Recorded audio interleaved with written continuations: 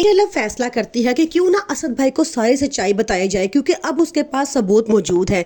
वो असद को सारा कुछ बताती है और साथ में तस्वीरें भी दिखाती है। असद अब बहुत परेशान है और आके आयजा को भी बता देती है कि मैंने सारा कुछ असद भाई को बता दिया है। आयजा अब बहुत घबरा जाती है। वो उसे आके कहती है कि तुम्हें सुकून मिल गया मेरा घर बर्बाद करके। तो वो आगे से कहती है, हाँ, जिस तरह आपने मेरा घर बर्बाद किया था और मुझे धक्के मार के इस घर से निकलवाया था, अब आपकी बारी है।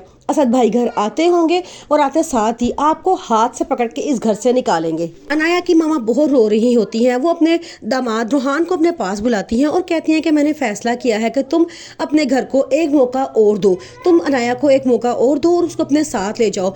तुम हो सके तो मेरी बात मान लो। रूहान बहुत रोता है और कहता है, ठीक है, मैं आपकी बात मान लेता हूँ, लेकिन मुझे कुछ टाइम चाहिए, मैं अभी अनाया को घर लेकर नहीं जा सकता।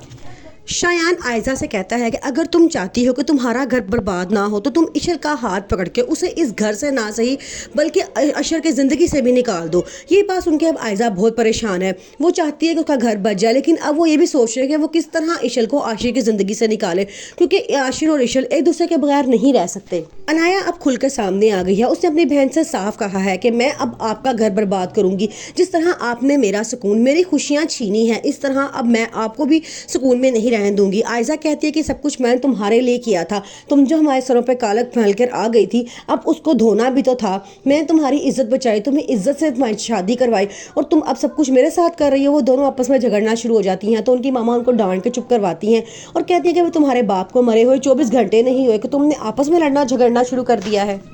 आयजा जो घर जा रही होती है अब सारी रात से बहुत परेशान होती है। वो कहती है कि मैं किस तरह इशल को आशिर की ज़िंदगी से निकाल के बाहर फेंक दूँ। वो दोनों एक दूसरे के बगैर नहीं रह सकते, लेकिन इसके लिए मुझे कोई ना कोई सॉलिड प्लान बनाना पड़ेगा, क्योंकि अगर मैंने ऐसा ना किया तो वो मेरे असद को मुझसे छीन लेगा।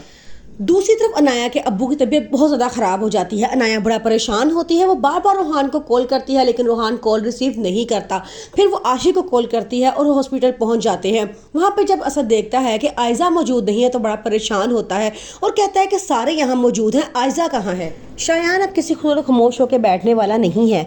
वो कहता है कि जब तक मैं आयजा से बदला नहीं ले लूँगा मुझे सुकून नहीं मिलेगा। वो कहता है कि हम दोनों बिल्कुल एक जैसे हैं। हम लोग दूसरे को बर्बाद करने के बारे में एक मिनट में भी नहीं सोचते और फ़ौरन बर्बाद कर देते हैं।